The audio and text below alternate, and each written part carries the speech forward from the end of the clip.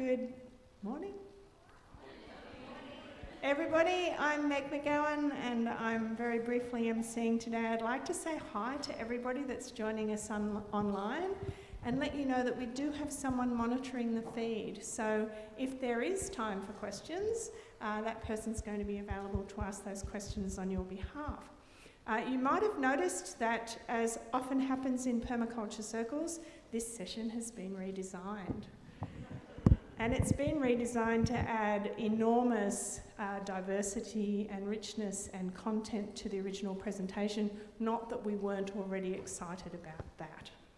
So on that note, I'm going to hand over to one of the panel, and I think we're going to hand over to Kirsten? Yeah, so Kirsten.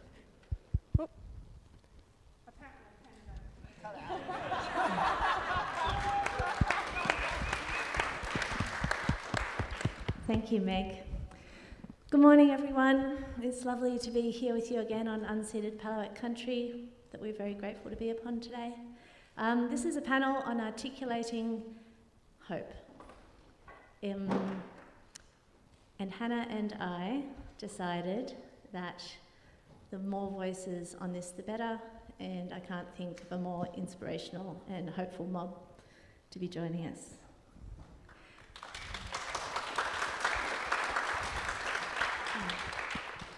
I wanted to begin by creating a slight container for this situation through the work of Joanna Macy, particularly. So Joanna Macy is an elder. She's been working for well over 40 years in the context of active hope. She's one of the founders of the deep ecology movement, and her work that she does now is known as the work that reconnects. So she does a lot of workshopping globally and then online, and now she is retired, but her writings are still very available, as is the rest of the movement, around welcoming climate grief and then moving on from that in a state of active hope. It's really powerful stuff. I recommend you look it up. So I wanted to start this session by reading out Joanna's definition of active hope, because I think once we've got that on the table, that will really lead us to where the rest of this panel is going to go. So she writes, and I hope I articulated this correctly from the audiobook, which I scribbled down yesterday. What is active hope? Whatever situation we face, we can choose our response within reason.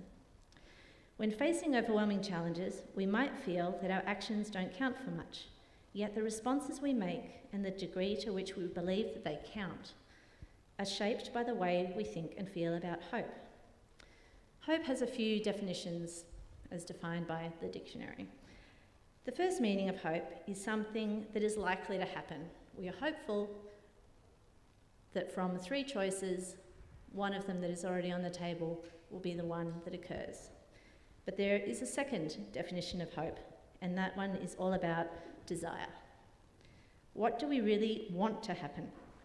It is what we do with this kind of hope that really makes the difference. This is not about waiting for external agencies to bring about what we desire. Active hope is about being active participants in bringing about what we hoped for. So active hope is a practice. She then goes on to define the key steps, 3 key steps of active hope, as she articulates and teaches in her workshop, and I think they're also useful in this context. So the 3 key steps of active hope. You begin with a clear view of reality. Take it as it is. We then identify what we hope for in terms of the direction we'd like things to move or the values we'd like to see expressed, and then we take steps to move ourselves or our situation in that direction. And here's the kicker. Since active hope through this process does not require our optimism, we can apply it even in areas where we feel hopeless. The guiding impetus is intention. We choose what we aim to bring about, act for, or express, and then we move in that direction. There is so much to unpack with that one. Microphone 6, please. And we're going to do that collectively. But what our hope is, Kirsten and I, is that after the conversation today, that there is a bit of a sense that Active hope is a tool, it's a practice that we can use and draw on as a foundation to create a foundation of absolute strength to draw on as needed. So that's our intention for this conversation. Hearing what Kirsten just read out, what is it? There's a few things that stick in my head. One of them is like, you don't need optimism to have hope. I'm like, ooh, that makes me kind of go, ooh. Guy, what does it make you feel like? For me, active hope through the lens of a practice is so important. You know, it grounds it from, you know, a systems level in something that we can cultivate, something that we can build a strength towards. And I think as a practice, it's very difficult to separate it from another point said in there that was, I think, grounded or something about truth-telling or reality, and presence, and the role that presence plays in active hope, because we can't be delusional about our hopes. They have to be grounded in the reality at hand, which means we have to look and truth tell and see things as they lie. And I think for me, active hope starts in how do we step into those difficult conversations? How do we look at a knotted ball of yarn and take a deep breath and just go straight into pulling out thread after thread until we figure it out, which is very hard to do. And so as a cultivated practice, you know, that's why I think this framing it as something that we do as an action is so important, because you get good at it. It's not something that you just have, which I think is distinctively different to optimism, which is a framing that we can have in our lives. Yeah. Does anybody else want to speak to that?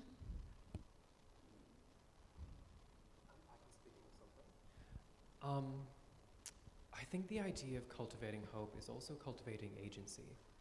And a lot of the environmental movements, which, you know, is incredibly important, it's very deficit framing. The world is falling down, like it's doom and gloom, climate change is real, we're all gonna die, we've got X amount of years. And it robs one of a sense of agency to be able to make meaningful changes. A lot of my close loved ones have been involved in activism, in frontline activism and other kinds of activism. And something I've sometimes seen in that space is this real frantic urge to throw yourself against something, often to your own ruin, again and again and again. This sense of hopelessness that sometimes I see in activist spaces, that there can't be pleasure, there can only be a deep sense of anger and frustration.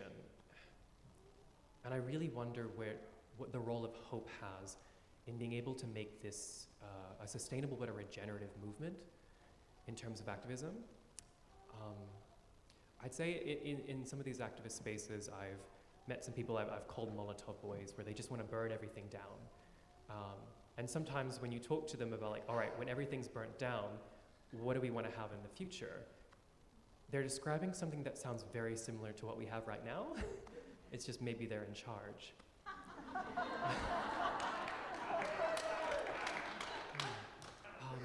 I can't remember who gave this quote, but I want to finish on this one. It's don't trust a revolutionary who doesn't garden.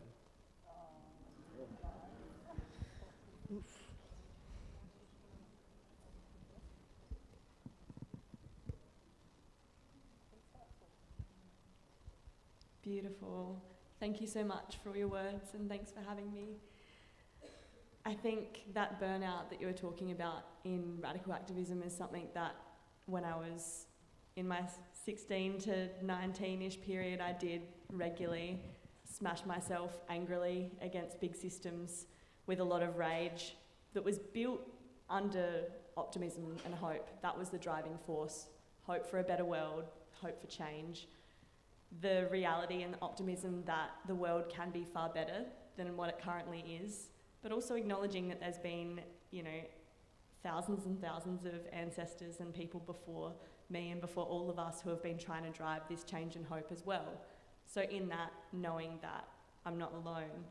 I think without the peaceful part that comes with mindfulness, regeneration and hope for ourselves and restorative practices for ourselves, we can't build these systems in new ways. And so being able to have hope that's grounded in reality, grounded in truth, grounded in self-restoration, and grounded in the restoration of the practices that we're trying to uphold is really important.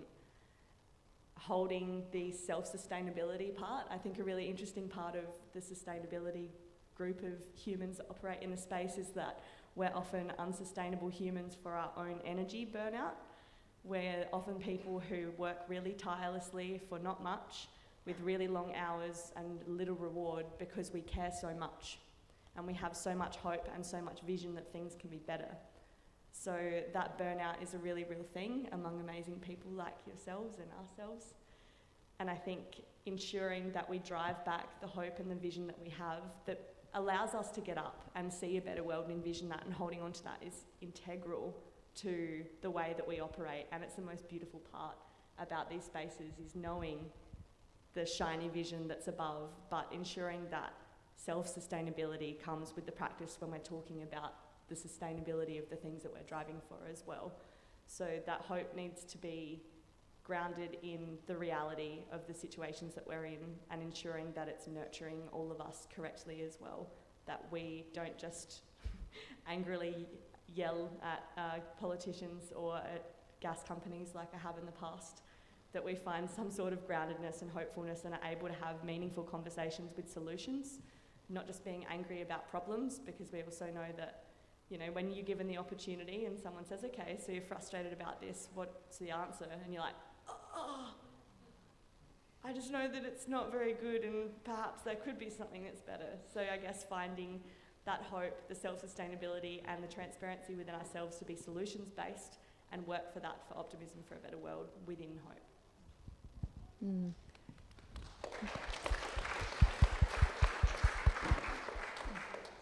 Costa, I'd love to hear your thoughts at this stage. Do you have a microphone? Or yeah,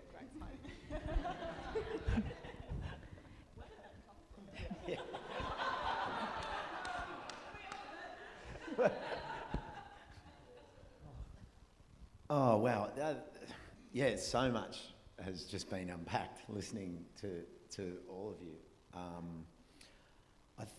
The thing that kind of started to bounce around while I was listening was everything that's happened just there is about language, and we underestimate how much we can undermine or empower what we do purely by the nature of the language we use. And you know, I think back to, you know, nurturing my nieces and nephews and godkids, and you know, that the natural response from an adult is, be careful, you'll cut yourself, you'll cut yourself, you'll cut yourself. Like, if you keep saying you're going to cut yourself, you'll cut yourself. And whereas I would say to them, right, this is a sharp knife, look how sharp it is, cut a piece of paper, to set them up with the facts of the moment. I say, so when cutting, just cut. You're not watching the TV and cutting. And, you know, my 3-year-old niece could cut a tomato without one drop of juice because she's squeezing it and using a blunt knife. You know, if we keep using blunt language, we get despair, we get hopelessness. It's not saying that language is going to make it better if you stick your head up out of the trench. But when you use language that has that affirmation, that is of intent, you know, oh, I hope to get there. Oh, I intend to get to the chai tent today. and that means I will get there by hook or by crook.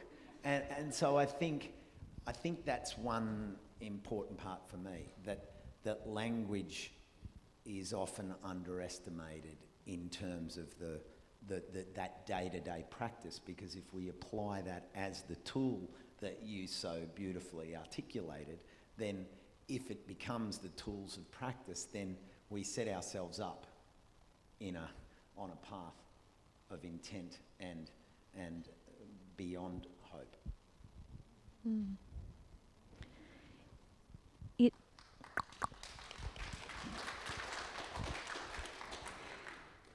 It brings to mind how much active hope is central to so many stories of overcoming oppression, whether that was intergenerational or current, because it just makes me think of histories of enslaved peoples, histories of genocide, histories of all these things, where anyone who is from that lineage, ancestors or now, had to employ active hope to get through that experience. It was absolutely crucial. And it makes me think how in, yet another way, it's those histories that have the greatest richness and knowledge for all of us moving forward. Yesterday I spoke a bit about radical hope, and we were saying, what's the difference between radical and active hope? Turns out nothing. A different language, same meaning, awesome. The origins of radical hope, I found two. One was Rebecca Solnit, an American author I mentioned yesterday with the quote. The other one is another American philosopher called Jonathan Lear, and he's got a book called Radical Hope, and he writes about hope in the context of Indigenous genocide and how American Indians just came together in the middle of just absolute devastation and chose to continue practicing their culture in the face of such enormous uncertainty. Will we even survive? We don't know, but we're still going to practice our cultural practices as if we could always do them and pass on our stories. And that's the essence that people like Rebecca Solnit are transferring in the climate crisis context. She's like, this is what we draw on, this amazing Indigenous power and perspective that it's like beyond hope. I think I'm like, it's like we're beyond this. And now that I'm thinking about it more and more, I'm like, it's beyond optimism as well. Is this like a deep pragmatism and connection? I'm like, let's just go there. I'm into not being optimistic about it so much in a really healthy way. But if active hope requires us to train ourselves to become more courageous, how might one do that? Tiani? I did the old, don't make eye contact and hopefully you won't pick me. It didn't work.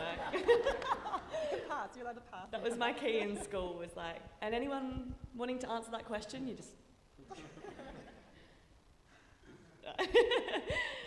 I've forgotten the question, I'm so sorry. That's cool. So I always forget the question. I was immobilised by fear. It's good. I'm going to ask it again. You're going to have some more moments to think it through. Why does the microphone... Can we just be left up? Yeah, great. Because we're going to heckle each other. Thank you so much. So the question is, if active hope requires us to have courage or be more courageous, how can one train themselves to be that, to step into that courage? I think it's something that we generally do quite well with resilience building. Resilience building is grounded in hope. Every time we are hopeful for an outcome or hopeful for something to potentially happen and we get let down in that and we feel a bunch of emotions like despair and frustration and sadness, melancholy, whatever else comes from that, emotional eating or whatever your fix is, that's mine. We build an inherent sense of resilience through the hope and the lack of hope that comes with that. The ability to overcome what happens when we don't have the outcome that we thought would, or that we desired, or that we've been working towards, is rebuilding hope the next day. It's rebuilding that radical hope, that active hope. And from these parts of radical hope, we drive action. So from the letdowns and the resilience building, we come back the next day, or maybe in a few days after you've done the self-care that we talked about was so important before, so that we don't burn out, and we maintain that self-sustainability. We ground ourselves in the hope to drive bigger, better action. We learn from the letdowns of the failures that have happened, that have made us upset and not drive us towards what we thought the desired solution would be. And we do things bigger and better, with more resources, with more diversity, with more equity, with finding out from our support systems and our networks, how we could potentially make these systems better and more optimal. And that community building and leaning on each other fosters more of this radical hope, leaning on one another and being surrounded by like-minded people. It's why conferences like these are so successful, because you're in a room and you look around, you're like, there's other me's. Amazing. Look at all these beautiful, hopeful people doing incredible things for the planet. Go you, go us. And it drives more radical action and more hope. Yeah.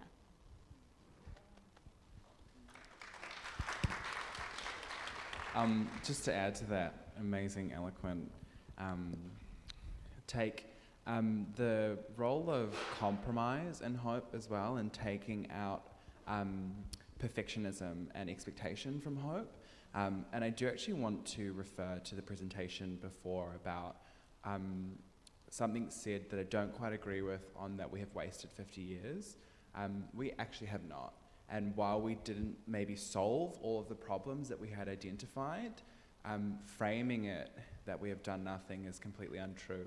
There is many different community actions, cultivations, and sort of connections that have occurred to allow this outcome that we want to occur. And when I think about social change, what comes to mind now is the Disability Civil Rights Act, if anyone has seen the amazing film Crip Camp, about how a bunch of people who were so marginalised and had so little access, they had hope day in and day out, and ran an incredible campaign off of the fact that they believed it was something to do. And they had setback after setback, and although they didn't achieve on the days that they wanted to achieve the things that they did, they compromised and they recognized that, okay, we might not be where we wanted to, but we are further ahead than where we were before. And that's what's hopeful. And when we hold on to these ideals or expectations and perfectionist narratives about where we should be and what our hope should look like, that's when we lose sight of reality and we only have delusions about what hope is. So that compromise of recognizing there is a place we want to go, very much shoot for the stars and land on the moon or wherever, land there. But that's not here. And that's that compromise that needs to be grounded in resilience and grounded in truth-telling of, okay, we did make it somewhere, and what was that? Yeah. Yeah, that's... Perfection, it just kills all hope in most cases, because you go for that 100% and you're at 70 doing amazing things, but then I'm pushing you all saying, no, I have to do that. And I mean, I grew up, my father was an incredible perfectionist, and it frustrated me no end, because but I saw what he wanted, and he always had the best intent. But, I now look at that and I say, yeah, if I'm doing a project and I get to 73 and we're winning, I recognise that, and we'll pull back. I might say I want to go over there to... Sorry. There you go. Oh, that wasn't me. Oh, yes, it was. It was this leg. The old bonk. Oh, I might say I want to get over there to Ego, and that's my intent, but the current is taking me here. The more I push against the current, the more tired I'm going to get, and I'm going to end up way down the river here instead of just going with the flow. And I end up over here with Lisa, and Lisa tells me something really interesting and says, go over here, and then suddenly I spin in the river and pass Louis and land on Eloise's lap over here, and then she says, did you know Angus? And then Angus says, you got to come and catch up with Cormac. Oh, that was close. And I meet Marg, and then all of a sudden Ego comes up and says, Kosso, I've been wanting to tell you something. And you missed out on all that kind of joy along the way that would have been locked up in that I'm going there sort of thing. So that perfection is a dead end, because there's so many more riches to gain than just a perfect ending.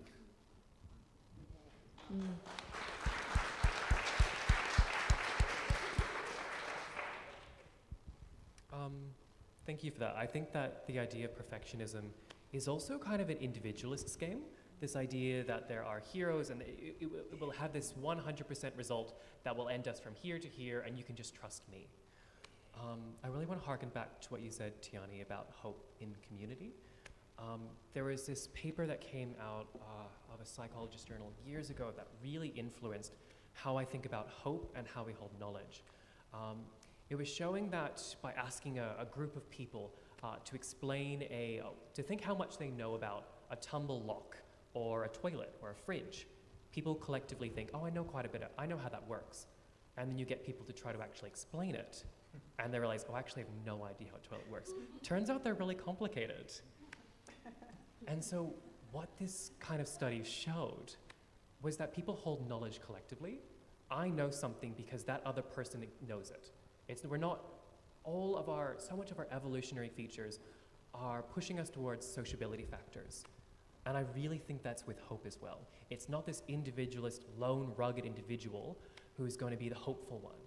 It's actually in how we care for ourselves within community. It's not me and you. It's also this third entity, which is where we hold hope and we hold this capacity to be able to hold the both of us. I mentioned it in a thing earlier, but I'll say it again. I had a different talk.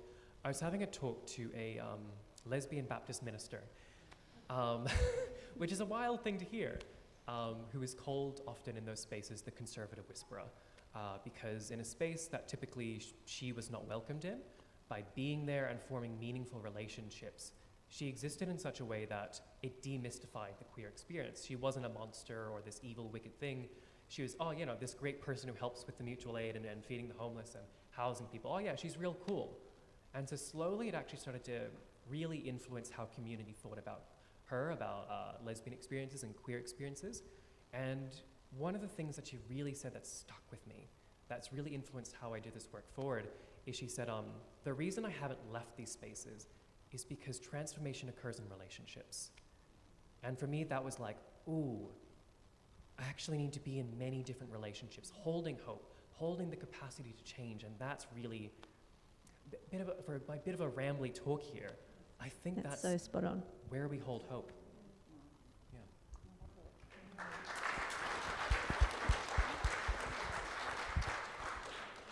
So, Mr. Georgiadis, as someone that's known you for quite a while now, I have never ceased to be in awe of your energy and your ability to be on to the next thing and like, oh my God, you should see the primary school I'm going to today and da-da-da-da-da. And then the next day it's another thing, and the next day it's flying to another state, and then the next day, the next day, the next day. And each of these events that you do, you bring like this shininess and this hope. And I've talked to you about this before, and I know that you feel that the joy, whether it's the little kids jiggling at the entrance, as you mentioned, and all the other beautiful things that happen in these experiences, that's what feeds you and that's what regrounds you. But the other thing that you do, apart from like hyping the crowd and being ridiculously excellent, is that you have such a strong understanding of the issues at play. Like, we are living in a time of intersecting crises, so many of them, and you have such a good overview of those crises, and yet you're able to bring this unfettered joy to the work and to the communication and to the education that you do. And I would like to know, on the days in between the shininess, when it's, how do you, when you're not surrounded by a jiggling circle of gorgeous year sixes, how do you personally regroup and do that practice that Tiani was touching on in order to stand up again and move back out?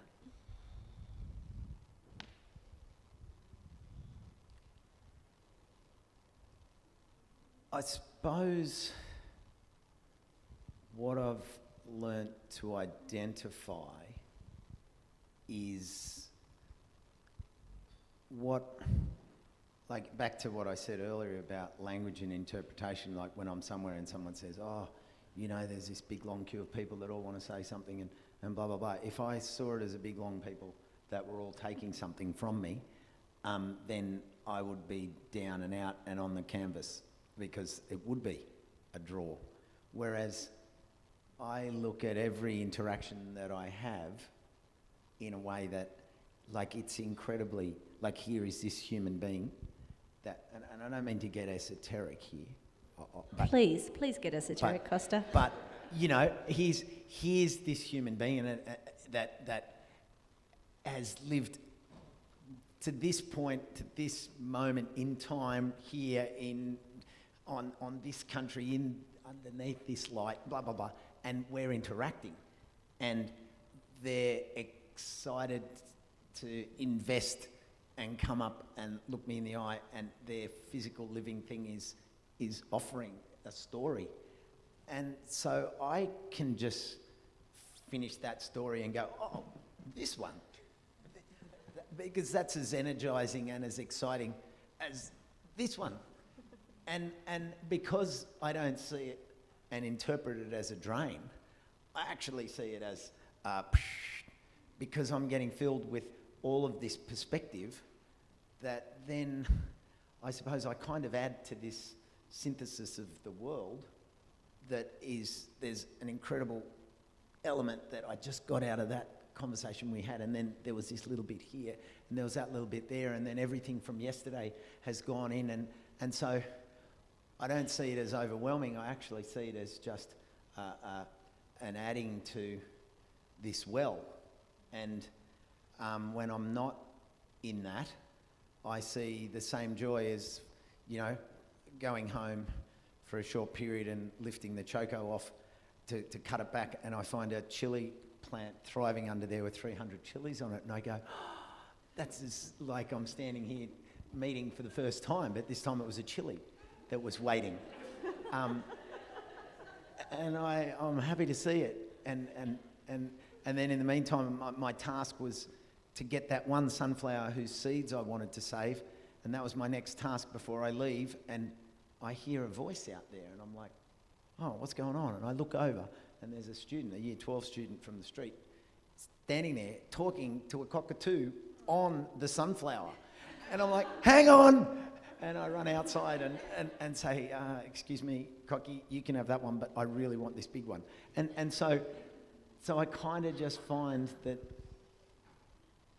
I don't know if this has answered your question, that life... It totally has.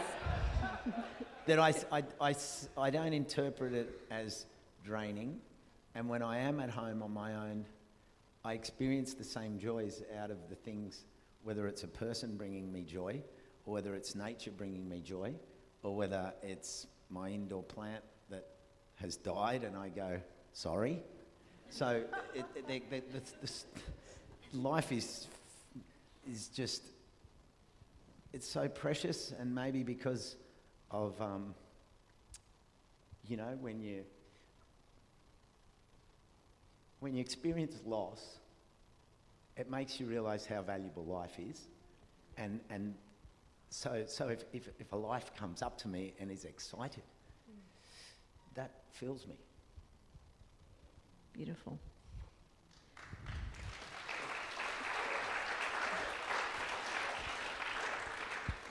Do you mind if I just add on to that? Yes, please. Thank you, Costa. That was so beautiful. And I feel very honoured to be up here with all of you, such amazing human beings. So thank you for sharing your stories with me and everyone else here. I think when you're in and we all have different diversities and diversity groups, but there's certain parts of diversity that you tend to be in environments where you are extracted from more than others. Part of that is obviously queerness, it's racial diversity as well, and a lot of events being attended by myself, not this one, but lots of other ones, can feel really draining and extractive because I'm constantly being questioned, really hard questions, by hundreds of people every day. And bringing in the hope into these spaces and remembering that it's important to be in the room, it's important to have the conversations because they're needed, they've lacked for a really, really long time, and they're needed to be had. It's a part of education, but it also takes a lot of energy and a lot of resilience and a lot of hope to keep showing up to conversations and answering questions that I don't really want to answer. And some of those can be, how come you're Indigenous and have quite light skin? How come you can't speak your language fluently? What's your opinion on this? Can you read over this idea I have and approve it for First Nations people? You're so beautiful for an Aboriginal person. I'm so impressed by your intellect. How did you acquire the knowledge that you have? These are all questions that I get asked every time I go to events, and I travel every week to be able to speak to people, which is empowering because I know that in a room of 100 people, even if there's a lot of people that don't agree with the narratives that I'm bringing across, there's still a large margin that are taking little gems and bringing it in and changing their worldview. And that's why I'm doing it. But keeping that hope and keeping the resilience in these spaces is so integral. And previously, up until a few months ago, and I live with Mitch who can attend to my severe burnout that I've been going through for a long time. This year, my New Year's resolution was not to burn out ever again. Yeah, that's you. I'm so over it. It's exhausting. It's horrible. I got so ill last year that it took me 6 months to get back to the usual energy that I have, and I still don't know if I've got the same energy that I had last year. And I don't know if that's because I'm obviously young, but is it like heading into my 30s and I've got less energy, or have I ruined my adrenals so heavily that I'm actually tired because of my consistent burnout for the last 15 years of activism? I'm not sure. But for me now, not burning out looks like coming home and finding safe space, regenerating myself in nature, regenerating myself with the people who feel me and that I feel them, that we have that give-give relationship of coming together and being able to have open, vulnerable conversations about what's been happening, that I can be like, I got asked these questions on the weekend and they sucked and they made me feel upset. And someone that doesn't come to me and be like, stay hopeful and everything's fine, but someone that goes, yeah, I'm sorry, that does suck. And we decompress and we let it out, and then we go, all right, cool, let's get that radical hope back. Let's drive some action. What can we do?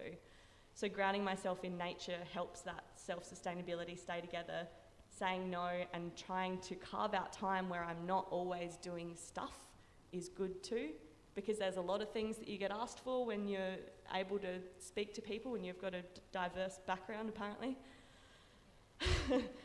And being able to work out where the spaces and situations are that I want to be involved in. I want to be here and I want to be speaking to all of you. This is filling my cup up. This is energizing me. I'm having such beautiful interactions, and working out the times where I'm in other areas that aren't like that, having a little rest and bringing one in like this that does energize me, and sort of finding that balance, because I know that right now in 2023 I can't always be in energizing spaces. And that's okay, because one day there will be major mindset shifts around this, the questions that are asked of me currently. And I mean, that was just a very small look into some of the questions that are asked, but you think about what my family would have been asked 50 years ago, 100 years ago, and then 240 years ago, probably not even spoken to. So we're having progress, but it's really important to ensure that we keep filling ourselves up. And that might look different for everyone. And for some people, maybe you're continually energized and incredible, like Costa, and you're buzzing around and filling up all this hope. And maybe for someone else, it's actually going, okay, I'm going to go and have a sleep outside for half an hour, and I'll come back when I'm feeling better. Or sleep for a day and come back the next day. So I think that looks different, and allowing, getting rid of that expectation of perfectionism. I should be able to show up. I should be there at this session, because I've seen other people able to do it. Actually acknowledging where you're at is the only important thing. No one is looking at you and what you're doing and if you're present and if you're there. The only person that matters to is your inner dialogue, yourself. And so having that contentment and letting go of that perfectionism, which I'm trying to work really hard on in myself, and not slaying myself thinking that I've got to be better and do more and do this and rock up, and even if I'm tired, to show up, because that's what I've been taught by my tireless, hard-working family, to be able to go, no, not right now. I'm going to energize myself and I'll come back the next time shining and in a much better mindset, able to give far more than I could if I didn't energize myself.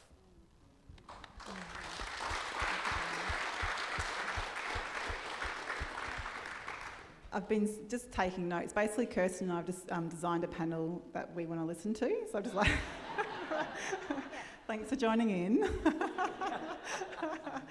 But so many great points there. I wanted just to quickly respond to, because activism is like long game work. And if there was anything I could say to younger activists in their teenagers or early 20s or around that area, is that this is long game work. And a lot of us learn that the hard way. And it's hard when there's so much emotion and new information coming in and hitting you from all directions. And it's like, oh, it's not about how can I do this for the next year or 5 years. It's like, how can I do this for the rest of my life? And that includes deep rest. And it's just so interesting. I think you talk about maybe workaholism is maybe from your family, and that's something a lot of our families. And I've had to unpack that a lot in my life as well. It's like, oh, if I'm not working, you know, what am I? Like, you know, you're not worth anything to the world. But I think I track that back to something called internalized capitalism, which is like, oh, you're not worth anything unless you're working. and that's like, oh, that's bull dust. We are worth everything. We're not, there's a saying, we're not human doings, we're human beings, and it's really powerful just to go there. Like, and you know, decompress however which way you want. For me, it's going home and putting on my comfiest tracky dacks and just pottering around for as long as I can, and then fueling up in the garden and then going out again. It's like, yeah, it's cool to take time off. It is so cool.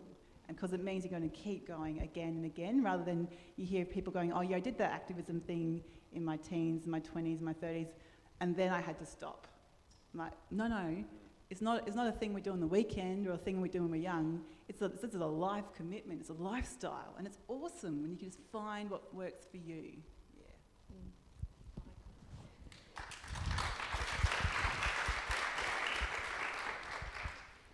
Yeah, thank you. I just wanted to add to that around hope being in the domain of the heart, not in the head, and this active hope, that sort of cultivation, at least for me, is a posture that you feel. It's not a thing that you think of. It's a way that you can feel in a space. And I am distinctively aware when I come into environments or communities or workplaces that don't have hope. You can feel that immediately. There is a stagnant, sort of anxious frightenedness about people that at that level we can't engage in possible futures. We're sort of stressed out and anxious about how we're going to be treated, our sort of sense of safety in this immediate environment. And we can't get to that dreaming, we can't get to that open space unless we can open up our hearts and be present and tell truth and understand what's going on. And, you know, from a trauma-informed lens, we have to understand, well, what are the ways that we are propping up that anxiety in workplaces? What are the ways that you know, we are actively closing off other people's hearts and our own hearts?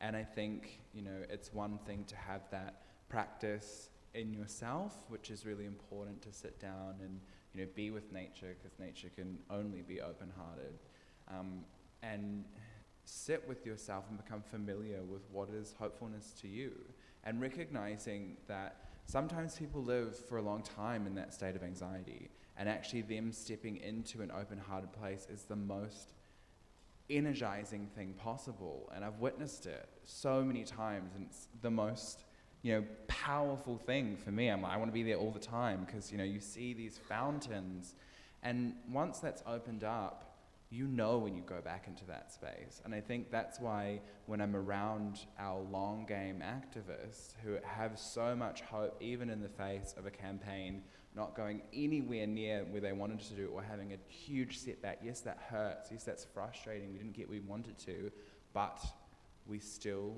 persist. And we will still have our open hearts, because the second we close that off, we stop imagining any future that's worth living, and we start subscribing to whoever or whatever has closed that heart off. And I think recognizing that it is a feeling, and not just a thought, and not to intellectualize it, and to invite ourselves and create spaces that have, you know, heartful, smiling, joyous environments, kids playing around, all of the things that allow us to contact that inner child and dream and have imagination, and becoming really familiar with what that feeling of joy is very synonymous to what that feeling of hope is, and they live in similar domains, and it's important for us to it's important for us to continue creating spaces, because we can lead from that space, and we lead most effectively when we're creating environments where others can dream and others can hope within that as well.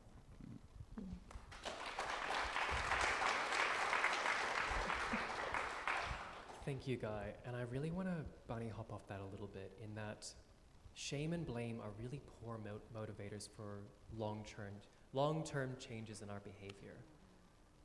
So much of that kind of early 20s, late teens activism, it's this real sense of scarcity.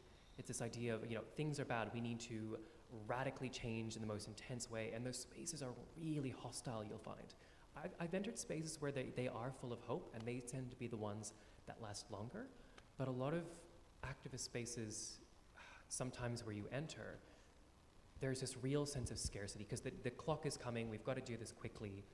And so there's this real, this Machiavellian approach of, well, whatever we do as violent or this, it's justified. And I think that there's this real uncomfortable edge there. You mentioned trauma-informed design. That's something I care about really deeply. When we're in states of scarcity and fear, we go outside of something called the window of tolerance, which comes out of polyvagal theory. And our nervous systems are geared towards short-term thinking. They're geared towards things are bad, we have to react with whatever tools we have available to get safe. But because it's short-term thinking, it tends to be stacked up again and again and again, the same kind of responses. And it also stops us from being able to co-regulate with the community, where we can think in terms of long-term thinking. So sometimes I see we've managed to get ourselves in these wicked spaces because of things are so scary, we have to use the first tools we have available. And we have to be angry and violent and responsive in this particular way. And it's not sustainable. And that's really my hunger. And as someone who is a little bit neurospicy and tends to be a bit excited by these things, I need to be able to design systems that allow me to, like you said, Hannah, be able to do this for my life. Yeah, and I'm really curious, and that's what I'm always excited by. What are those ways of being? Which makes me wonder about, within a movement or a community, our collective window of tolerance and our, often our collective and all the things that happen in a community meeting or that happen within a movement or within an action. Yeah, I've taken a lot from the window of tolerance, knowledge over the last few years. And whenever I see a community or an action working really well, you can see everyone maintaining their window of tolerance, and it's a topic for another panel, but it makes me wonder, how can we design into our community structures, expanding that collective window of tolerance, because we do vibe off each other so much in times of stress and in times of crisis, and how can we bring those concepts and those realities into those times of crisis and harshness in order to expand that for everybody. We are trying to find 5 minutes for questions. So I was wondering, does anyone have any mic dropping things that they'd like to say before we go to Does anyone not have any mic? Would anybody like to offer any final thoughts before we go to a big 5 minutes of questions? Yeah, okay, cool. We promise not to drop the mics. Nature's the cradle of love in my world, and the more I learn about aspects of nature, small details, they just give me this opportunity to tell that story. The more I get pushed out of my comfort zone to learn about how I can tweak narratives. Like, I have to remain independent. I can't be on the front line, and that creates a whole different level of challenge that I have to manoeuvre, and I find that makes it all the more of an incredible daily wake-up challenge, not a hopelessness, an actual hope in the regeneration of my capacity and those around me to draw on to come up with ways of creating that storytelling. Beautiful. All right. We also have Corin, who may or may not be fielding questions from the ether. No. Okay. Does anyone have any questions I would like to ask this incredible bunch of humans?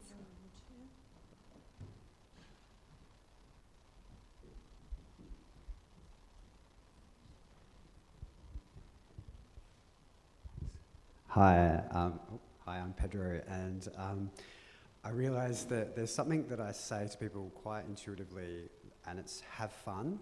When rather than say see you later, I say have fun.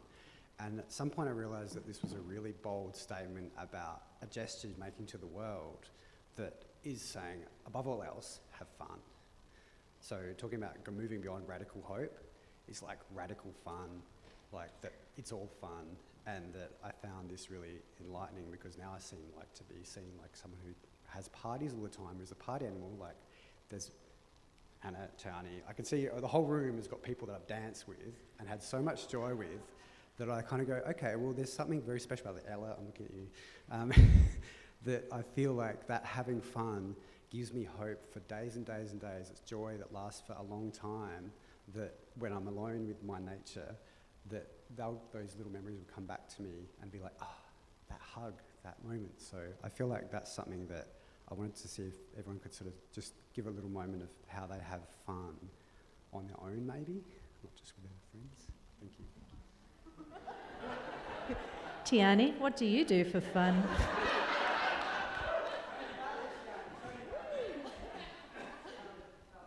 Or anyone else? I don't think that's quite what they mean by self-love, is it? But music is huge for me, the art space, being able to unpack, connect to an artist, or even, you know, whether there's lyrics in the song that I can relate to, or just a really fantastic beat that I absolutely love, being able to move my body and feel connected to music, being able to take away and process within music is really special. Creating art, which to be honest I haven't done for quite a while. Life gets busy, hey? And I need to carve out more time to root down and be able to spend more time back creating my own, or fostering my own creativity in that sort of other art forms that I do other than in the form of speaking and presenting. So I think that's really important for me. The community building aspect, coming home to family, being around mob, and uplifting the work of other people is, really fun, really, really fun for me. Yeah. From I guess I'm going to go from a queer perspective. Toad and I have very bizarre practices that there's sort of like a there's a third option, there's a third way through this, there's another way for us to approach. And one of the sort of somatic practices is this sort of shuddering that's kind of really weird if anyone watches it, where you actually just shake your body, which is so ridiculous that it becomes funny. And, you know, for us queering, sometimes you're in these really ridiculously hard situations and everyone's like, God, this is intense. And it's just kind of like, how can we just let all of that out in some absolutely ridiculous way? And there are so many ways, and, you know, Jasper, who's been taking us through absolutely wonderful, you know, activities, that's exactly that. And how do we bring that joy, stupidity, and, you know, you have to take your silliness very seriously, otherwise, you know, everything becomes too tense. And I think inviting that in is a really good practice. Yeah. We might squish in one more question. That was great. Thank you. Yep. Sorry. Yeah, it's been awesome listening to all of you guys. You've got so much insight. And I've just been ticking away listening to what you're saying and how it relates to me in my life. But I was wondering, how do you become so articulate? Like, I mean, I know this is all what you do for work essentially. But have you got any tips for how to sort of learn to express yourself so well? And I guess then it helps you build a better picture of how you are and what your radical hope is and all that. Thanks. I actually wanted to speak because I feel like I'm not articulate at all. Well, I fumble over my words. I get in my head, and like I was absolutely pooping myself before our presentation. Guy had to like walk me through, like, you know how to talk, and I'm like, I don't think I know how to. I think for me, it's a posturing of regeneration. I am usually, like at this moment, I'm quietly terrified, but it's a real, almost connecting back to that first point of fun and the function of fun. There's this real way of being when you actually try to move towards regeneration and try to make it pleasurable. It's like this sudden desire, it's like, oh, this is scary but exciting. And for me, it's just, this is coming from someone who's not a performer or from that kind of background. There's a real hunger to be in this space and just be sharing and connecting. It's not me that's really interesting. It's the reason I might be articulate is because of all the conversations I've had, because of all the people here who have continually built up. Toad is not, I'm a person, but I'm a collection of stories that have been given to me. And it's shared in the work that I've done, and I think that's really, I don't think I have an end to that ramble, but that's hence the not very, thank you. But Thank you, Toad. Thank you, Costa. Thank you, Guy. Thank you, Tiani. Thank you, Hannah. Thank you, Kirsten. Thank you. Thank you, everyone. I think that's a beautiful demonstration about how one of the best things we can do to continue to build hope is to have conversations about hope. And hopefully you leave here today and go seek out some of those people who've been maintaining radical hope, particularly those of us over 60 who've been doing it for generations, and find out how come after all the setbacks they're still here. These are good conversations to have. Please give a very generous round of applause to this wonderful collection of hopeful people.